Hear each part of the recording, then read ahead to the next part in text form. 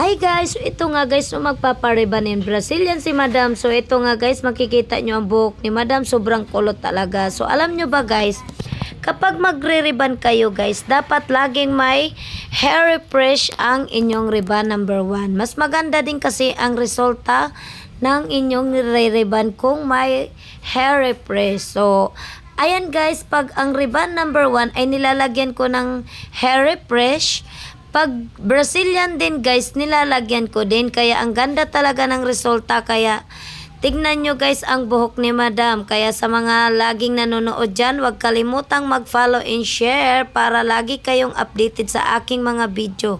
So alam nyo guys, tignan nyo ang ganda din talaga kapag hindi ko pa pinaplansya guys, no? Binoblower ko pa lang ng malamig, pero ang buhok talaga ni Madam ay tuwid na. So tignan nyo ang resulta ng buhok ni Madam. Napakaganda talaga kumpara kanina guys.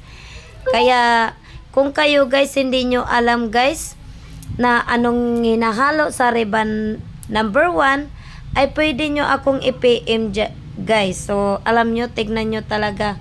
Napakaganda ng resulta ng buhok ni Madam. So, grabe guys, no?